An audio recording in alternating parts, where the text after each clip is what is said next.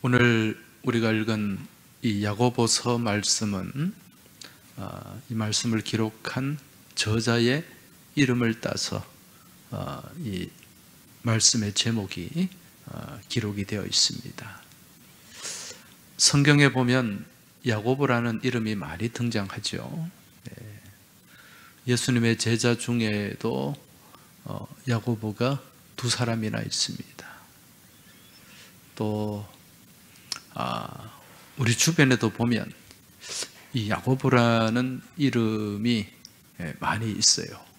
물론 우리나라는 아니고 외국에 가면, 미국에 가면 샌디에고라는 도시가 있잖아요. 그죠?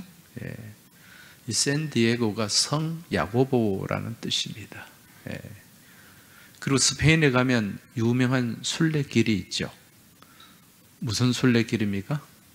산티아고.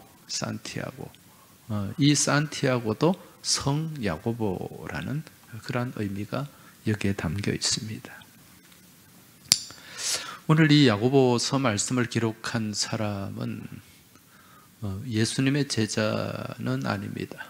예수님의 제자 중에 알페오의 아들 야고보가 있고 또 세베대의 아들 야고보가 있는데 이분들이 저자일 것이라고 추정하는 사람들도 있지만 가장 확실한 저자는 예수님의 동생 야고보예요.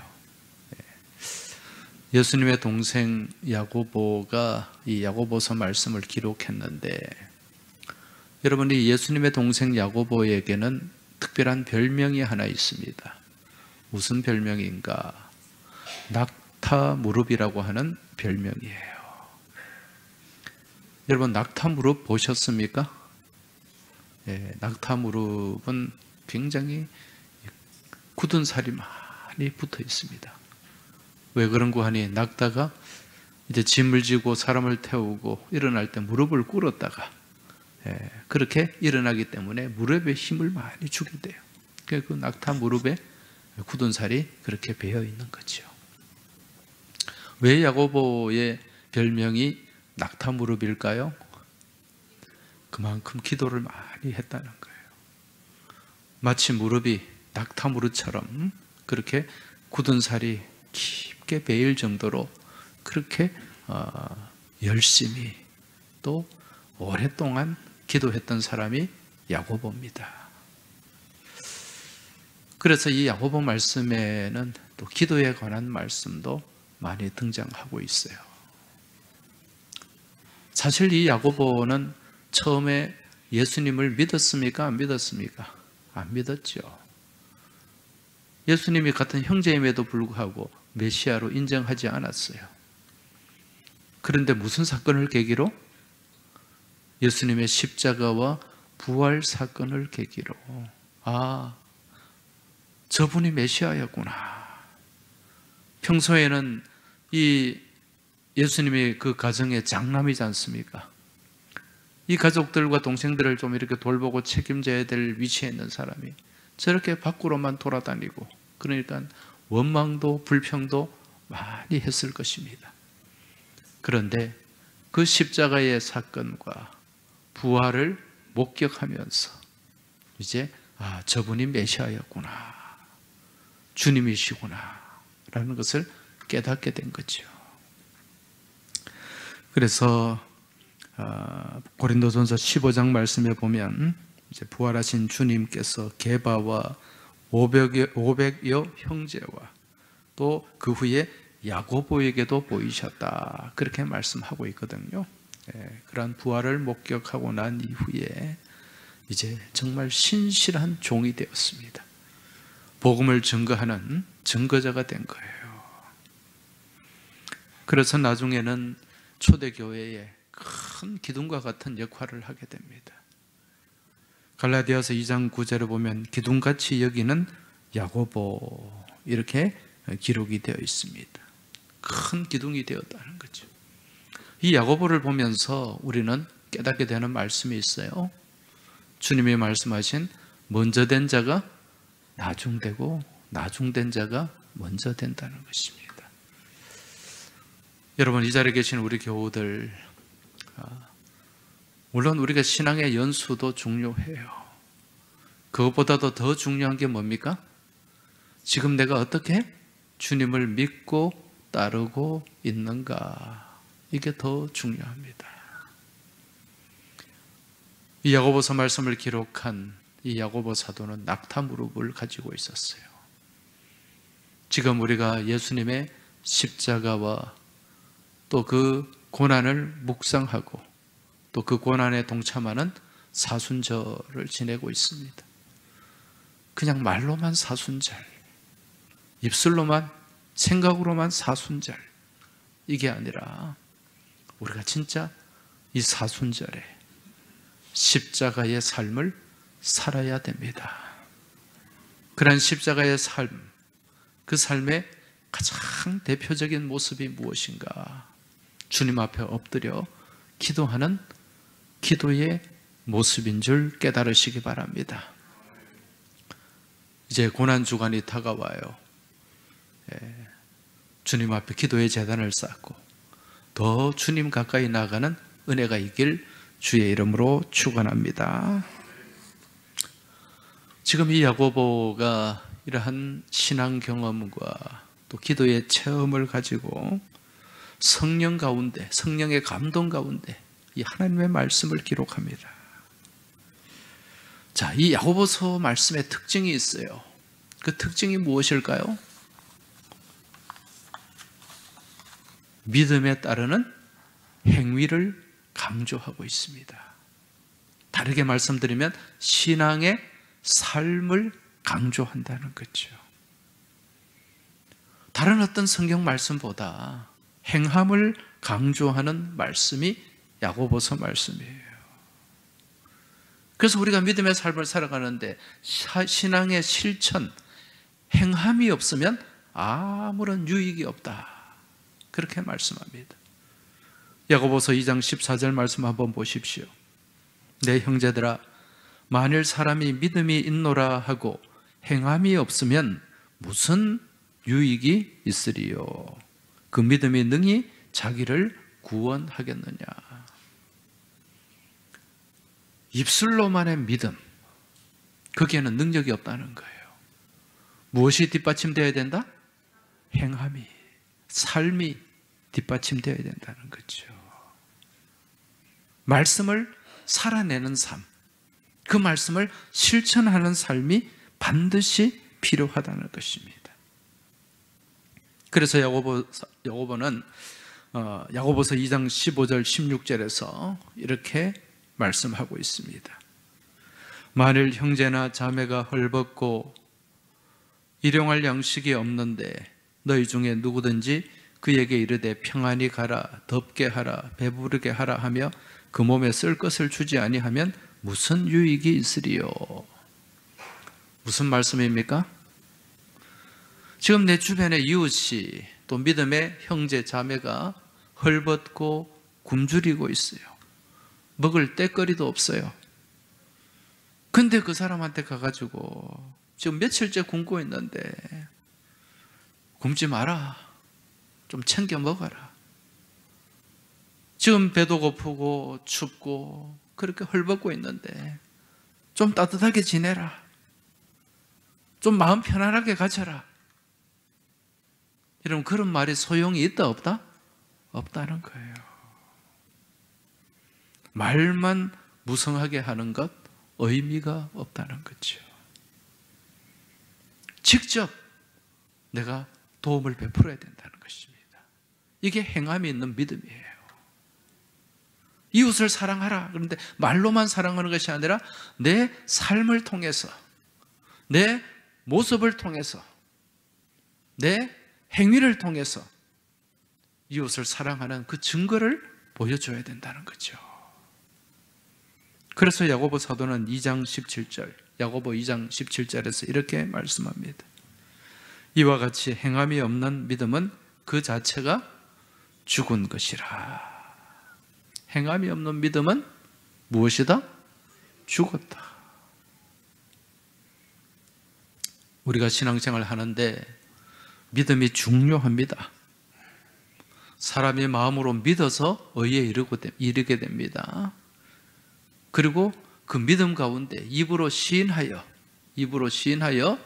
구원에 이르게 됩니다.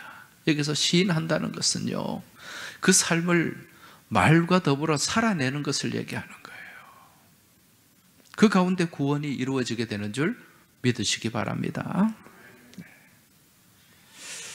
그래서 지금 야고보 말씀은 무엇보다도 이 믿음의 실천을 강조하고 있어요.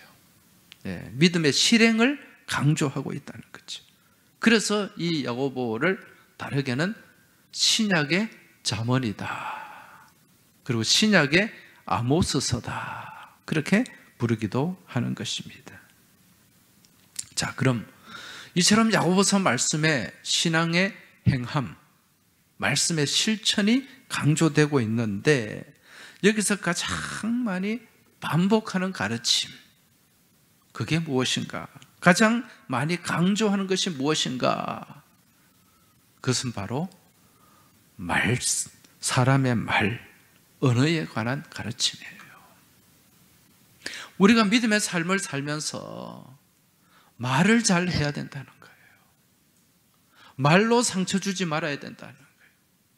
말로 죄를 짓지 말아야 된다는 거예요. 그만큼 이 사람의 입술, 이 혀가 중요하다는 거죠. 오늘 읽은 말씀 3장 말씀인데, 이 3장 말씀 우리가 읽은 본문 말씀 앞에 말에 실수를 하지 마라, 그렇게 말씀하고 있습니다. 3장 2절 보십시오.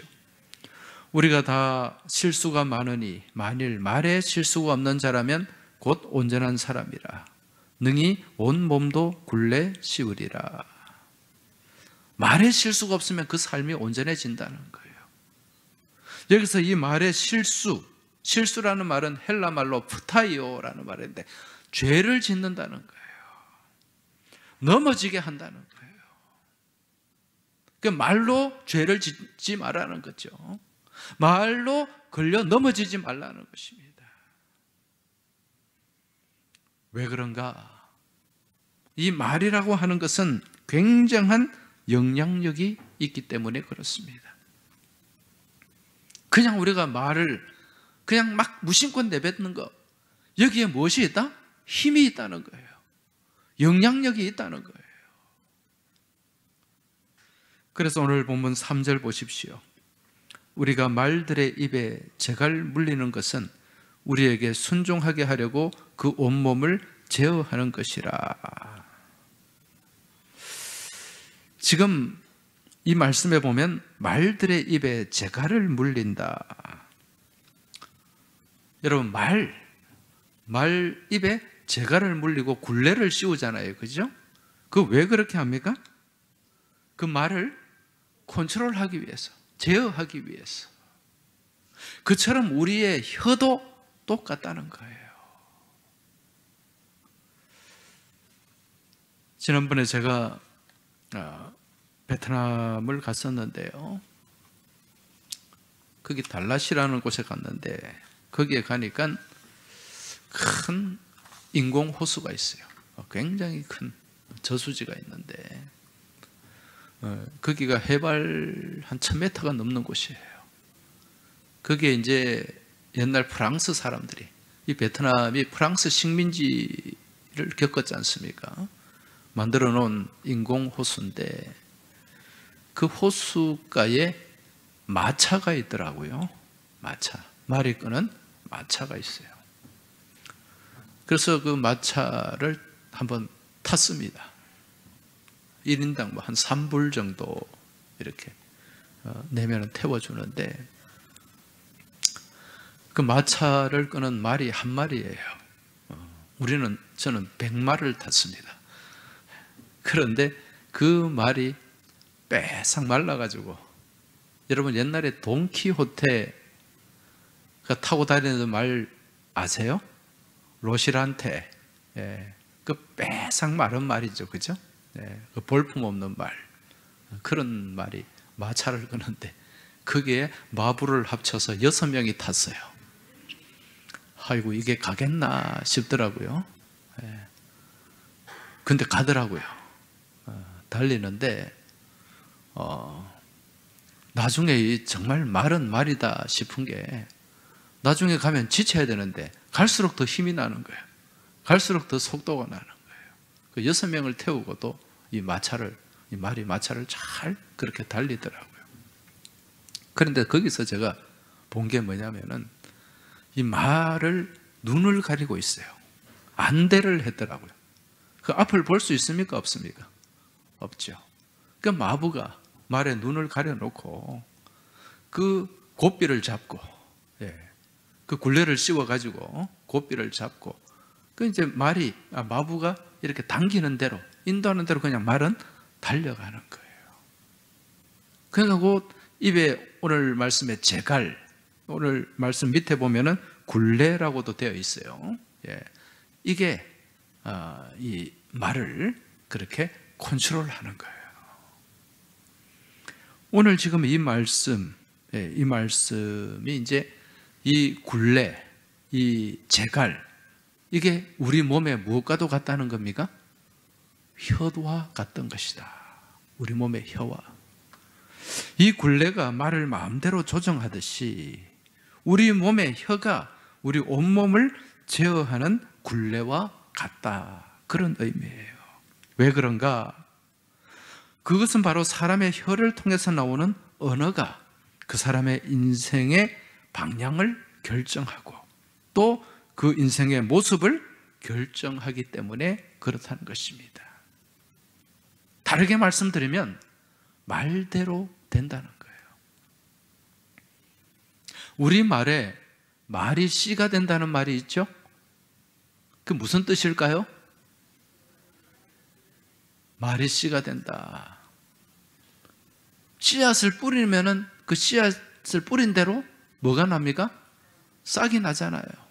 싹이 나고 자라서 꽃이 피고 열매를 맺게 되는 거예요. 지금 이 봄철에 시골에 가면 농부들이 이제 밭을 갈고 씨앗을 뿌리게 됩니다. 그 씨앗 뿌린 대로 나는 거예요. 그 우리 속담에 콩 심은 데 팥 심은 데, 이게 무슨 법칙입니까? 종자불변의 법칙입니다. 심은 대로 거두는 거예요. 심은 대로. 우리가 평소 삶을 살면서 말이 씨가 된다 그랬어요. 좋은 말을 많이 심으면 무엇을 거두게 된다? 좋은 열매를 많이 거두게 되는 거예요.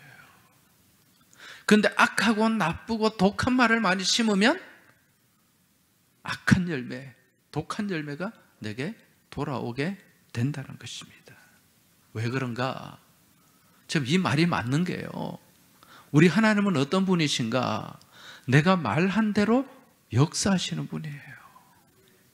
우리 하나님의 귀에 내 말이 우리 하나님의 귀에 들린 대로 그대로 이루어 가시는 분이에요. 민수기 14장 28절 한번 같이 읽어보겠습니다. 시작. 그들에게 이르기를 여호와의 말씀에 내 삶을 두고 맹세하노라.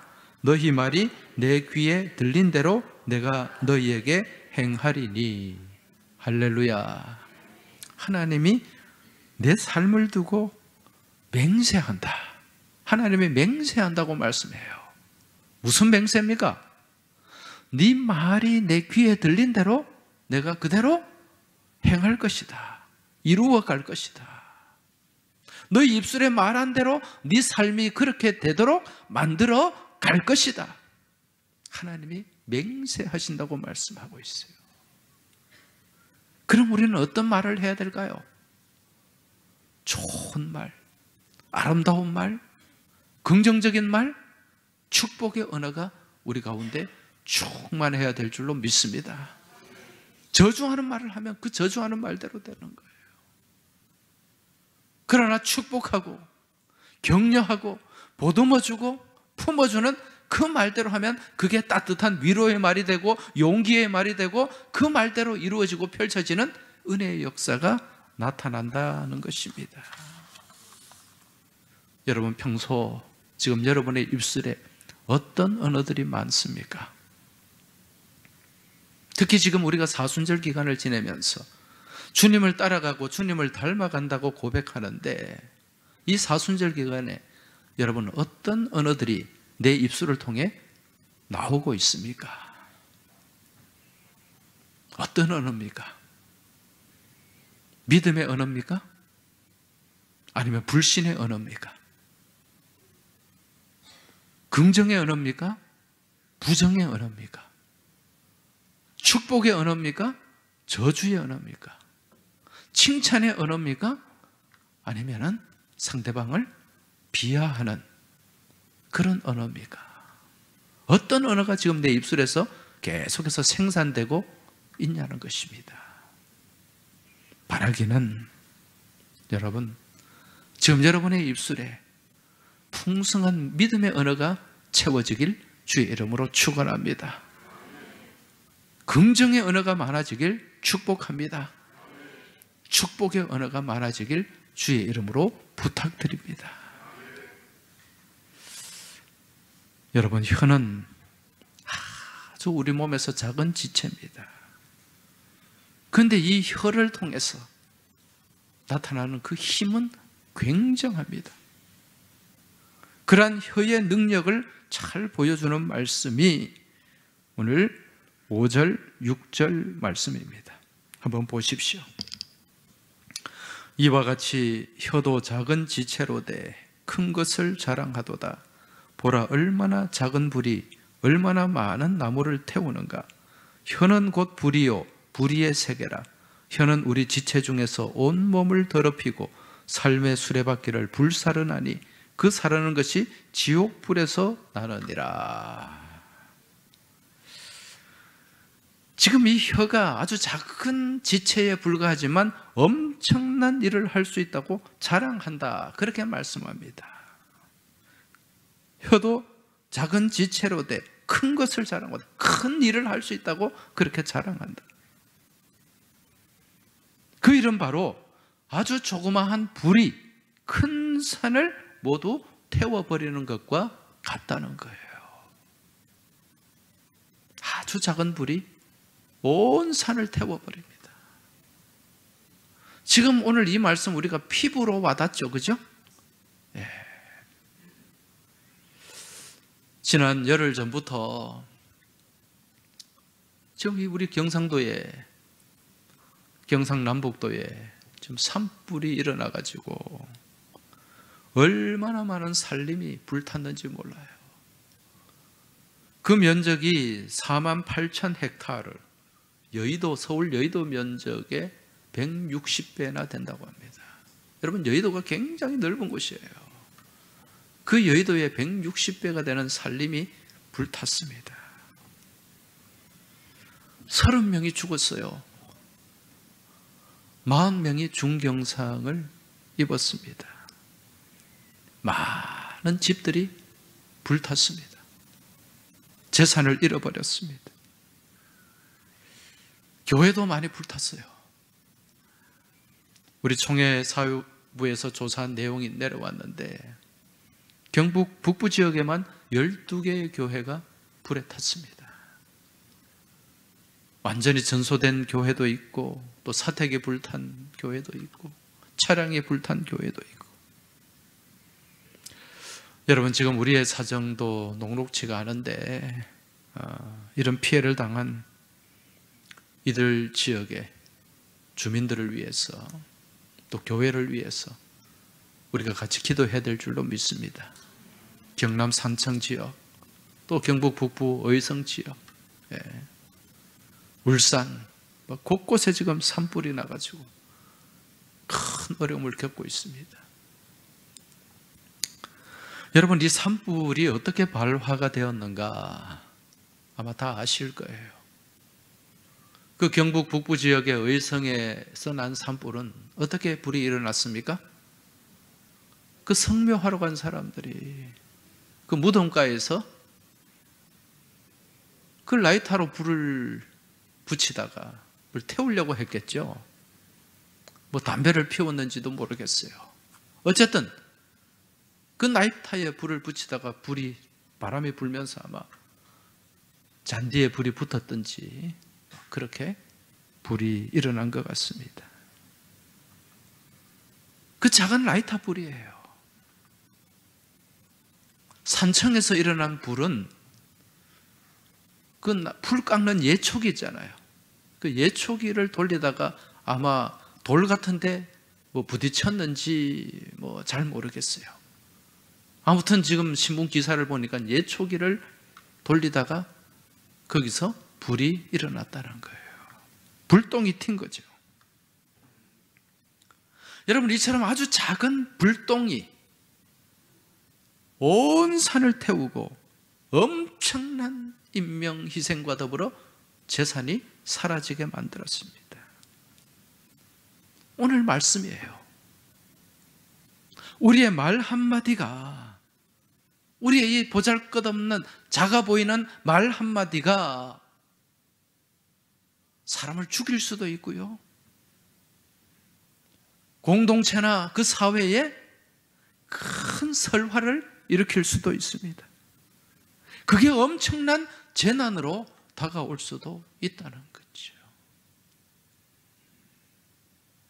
여러분, 2년 전에 우리 그 대통령이 그 이상한 말 한마디 날려가지고 그거 가지고 막 언론에서 얼마나 떠들고, 그러면서 또 서로 막 공방전이 벌어졌습니까? 뭐 날리면 그랬다 그러면서. 그러니까 무심코 던진 말 한마디가 이게 엄청난 파장이 있고 파급력이 있다는 것입니다. 비단 뭐 대통령이나 정치하는 사람뿐만 아니라 우리 삶에서 우리 입술을 통해서 나오는 말도 똑같아요.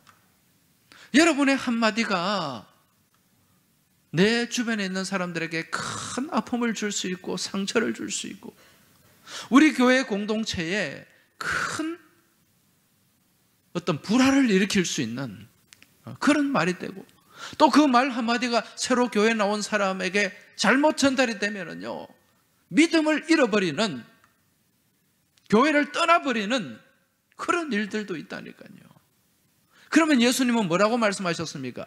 산소자를 시험에 빠지게 하면 연자 맷돌을 목에 걸고 어디에 빠져 죽는 것이 차라리 낫다?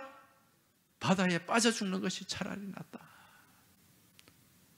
그만큼 우리의 말이 중요하다는 것입니다. 여러분, 이 야고보서 말씀이 신약의 무엇이라 그랬습니까? 잠언이라고 했죠. 신약의 잠언이라고 합니다. 잠언 말씀, 구약의 잠언도 보면은 가장 많이 강조하는 게 뭡니까? 혀에 관한 말씀. 입술의 권세, 혀의 권세에 대해서 말씀을 하고 있습니다. 그래서 잠언 18장 21절에 보면 이런 말씀이 나오요. 죽고 사는 것이 혀의 힘에 달려 있나니 혀를 쓰기를 좋아하는 자는 혀의 열매를 먹으리라. 죽고 사는 것이 무엇에 달려 있다? 혀의 힘에 달려 있다. 이 작은 혀가 사람을 죽이기도 하고 살리기도 한다는 것입니다. 여러분, 우리 주변에 보면은 말로 상처받아가지고 그렇게 목숨을 포기해버리는 일들이 많잖아요. 옛날에 인터넷에 그 뭡니까? 신문 기사 이런 데 연예인들 기사 나오면은 막 악성 댓글을, 물론 글이지만 이건 말이잖아요. 그죠? 언어잖아요. 요즘은 연예인들 기사에 댓글을 못 달게 되어 있습니다. 왜? 너무 독한 말, 악한 말들로 상처를 주고 그걸 본 사람들이 막 그냥 절망 가운데, 낭만 가운데 목숨을 내던져 버리기 때문에 죽고 사는 것이 혀의 힘에 달려있다. 요즘 말에 관한 책으로 잘 나가는 작가가 있습니다. 김윤나라고 하는 작가, 말마음 연구소 소장입니다. 이분이 쓴 말그릇이라는 책 시리즈가 있어요. 그죠? 그 책에 보면은 이런 내용이 있습니다. 사람의 말은 사람을 들었다 놨다 할 만큼 힘이 세다. 게다가 수명은 어찌나 긴지 주름이 자글자글한 노인이 어린 시절 들었던 격려의 말을 추억하며 눈물을 흘리거나 장성한 아들, 딸을 둔 가장이 그때 왜 내가 그런 말을 했냐며 오래된 상처를 곱씹는 모습을 볼 때면 말에 질긴 생명력을 실감하곤 한다. 이 말이라고 하는 것은 사람을 들었다가 놨다가 할 만큼 힘이 있다는 거예요. 그리고 이게 수명이 너무 길어가지고 이게 언제까지 간다?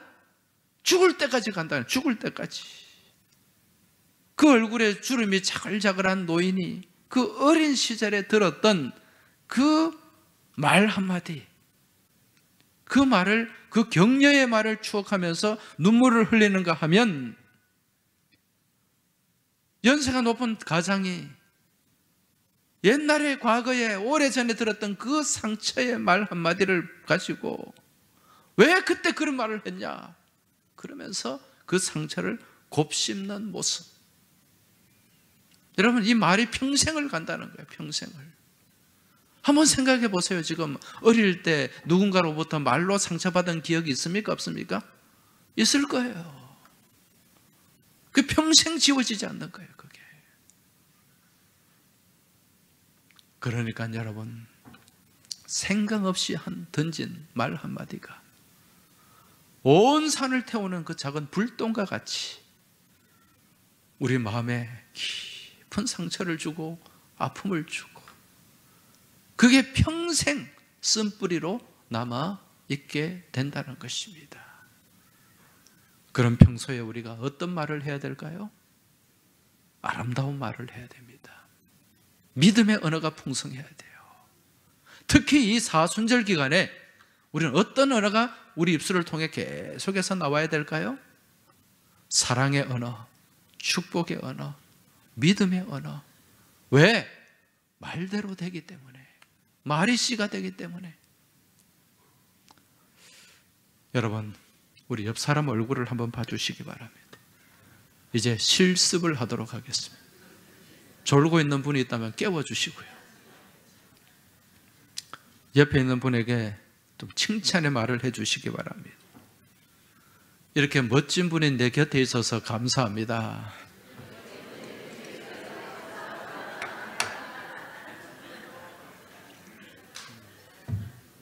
우리 남성들, 우리 남성들 보시면서 서로 내가 장동건인 줄 알았습니다. 이렇게 좀.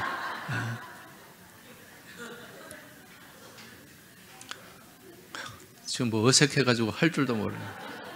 다시 한번. 장동건 씨가 내 옆에 있는 줄 알았습니다. 비웃지 마시고 옆에 있는 우리 여성들은 손예진 씨가 옆에 있네요. 네. 김태희 씨가 내 옆에 있네요. 비웃지 말라니까. 진심으로. 네. 평소에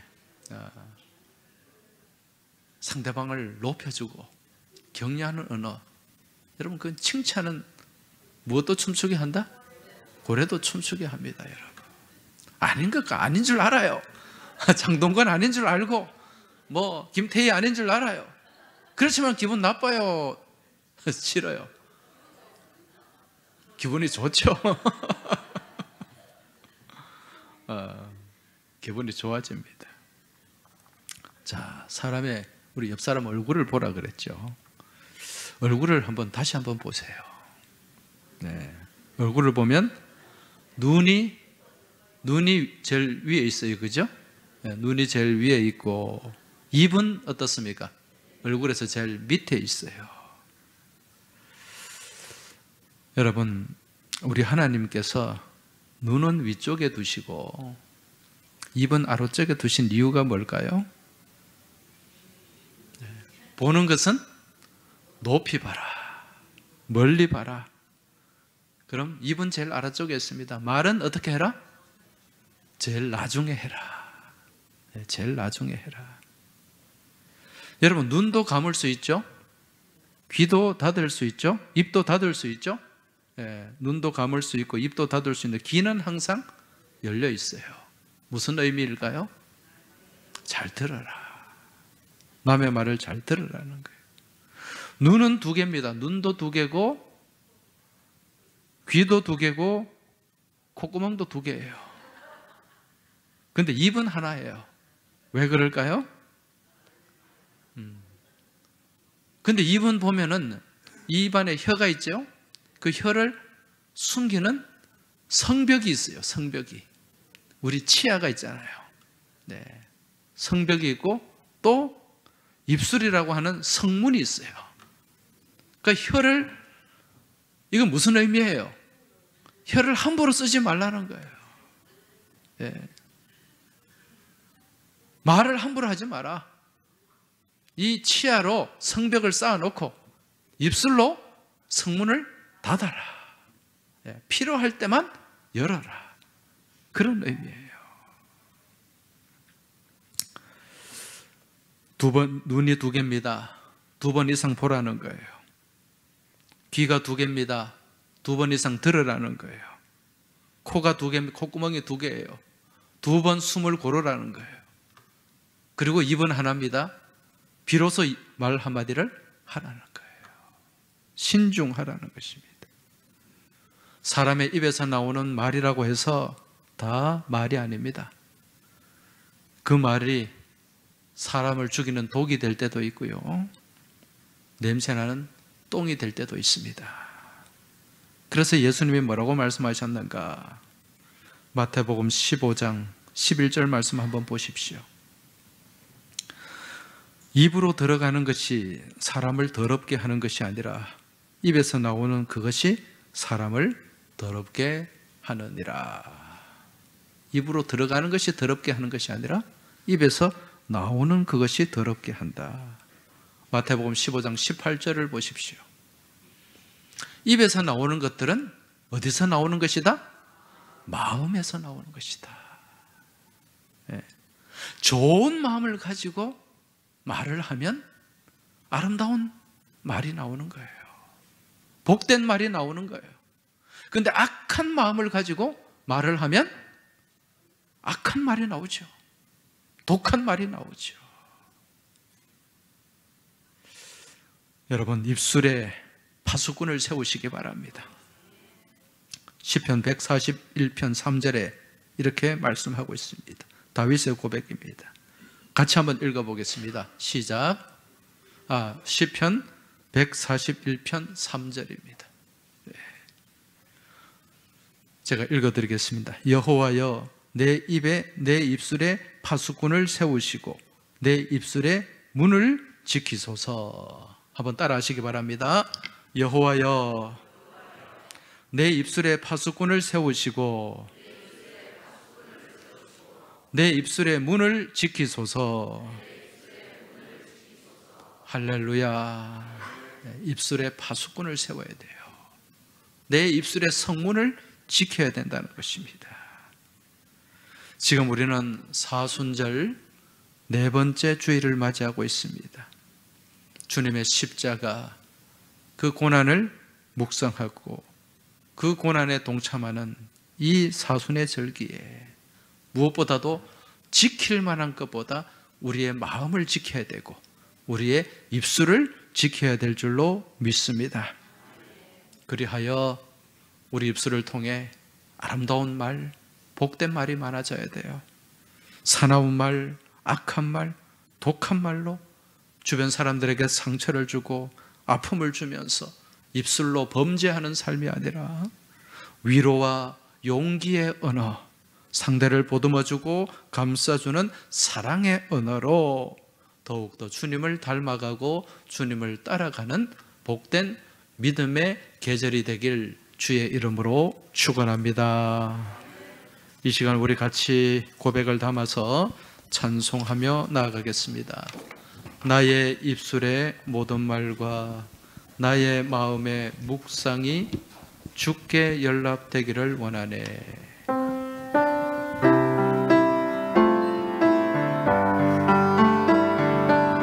나의 마음에, 나의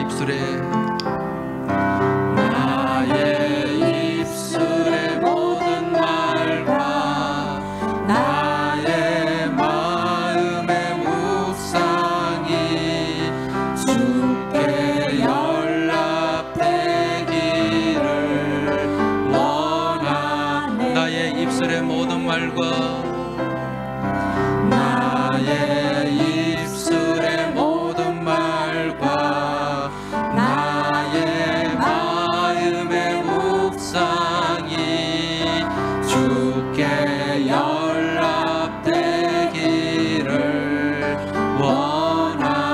한번 나의 입술에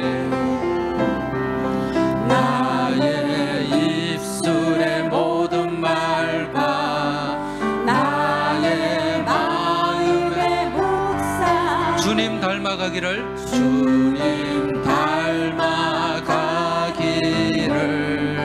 원하네. 생명이 되신 주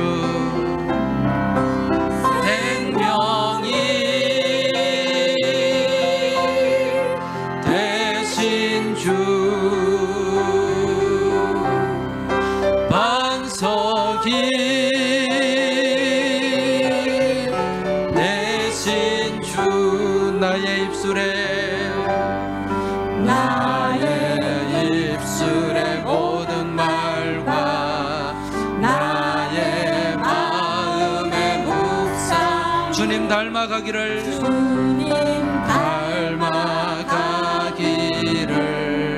원하네. 소망이 되신 주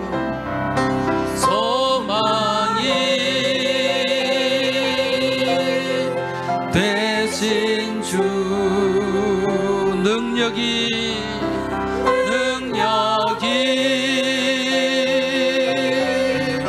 되신 주 나의 입술에 모든 말과 나의 마음의 묵상이 주께 연락되기를 원하네. 내 입술로 하나님의 이름을 찬송하며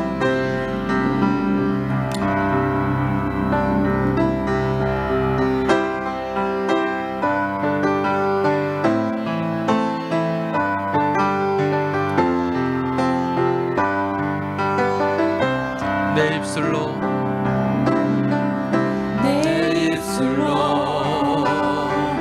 하나님의 이름을 찬송하며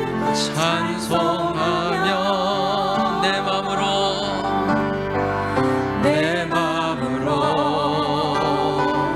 하나님을 즐겁게 찬양하네. 할렐루야.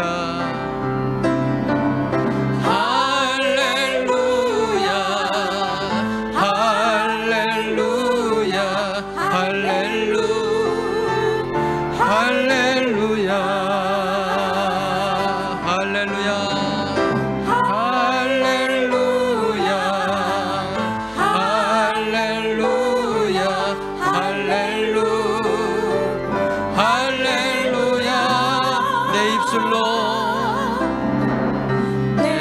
입술로 하나님의 이름을 찬송하며 내 마음으로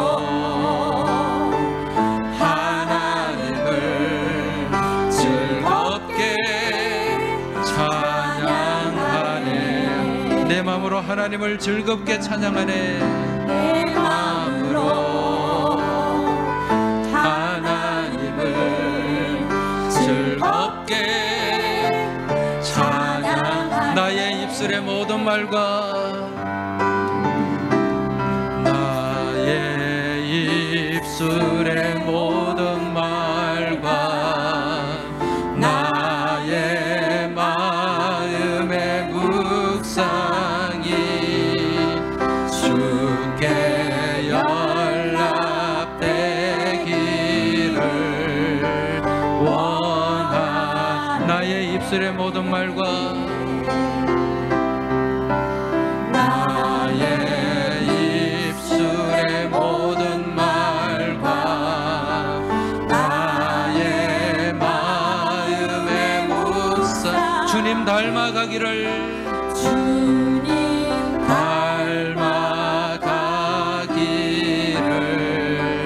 원하네. 할렐루야. 이제 이 시간 우리 같이 기도하겠습니다. 주님, 이 사순절 기간을 지내면서 그저 말뿐인 입술뿐인 사순절이 아니라 주님 십자가 지고 가신 그 고난을 내가 짊어지고 주님을 따라가고 주님을 닮아가는 복된 사순절이 되게 하여 주옵소서.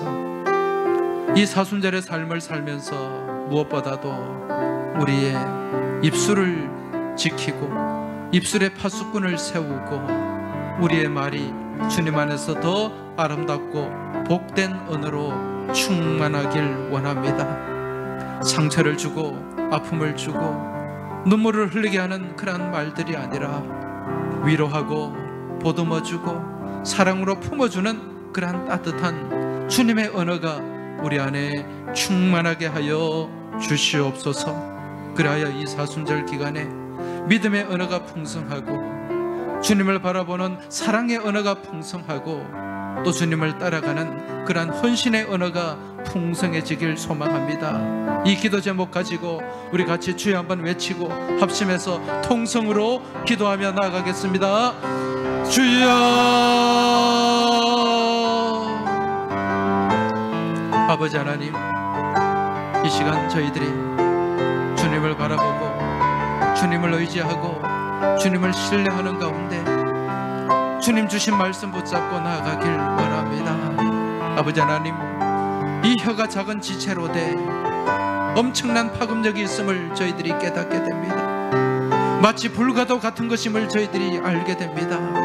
하나님 아버지, 아버지 하나님께서 저희들에게 입술에 파수꾼을 세워주시고 저희를 붙잡아 주셔서 저희 입술을 통해 나오는 그 언어들이 복된 언어가 되게 하여 주시고 주님 보시기에 아름다운 사랑의 언어가 되게 하여 주옵시고 주님 닮은 위로와 보듬어주는 그러한 용기의 언어가 저희 입술에 충만케 하여 주시옵소서. 그리하여 우리의 가정과 우리의 일터와 우리의 몸된 공동체 주의 몸된 교회가 주님의 언어로 충만케 하여 주시고 믿음의 언어로 충만케 하여 주시고 축복의 언어로 충만케 하여 주시옵소서. 그리하여 우리의 공동체가 주님의 향기가 가득한 아름답고 복된 사랑의 공동체, 믿음의 공동체가 다 되게 하여 주시옵소서.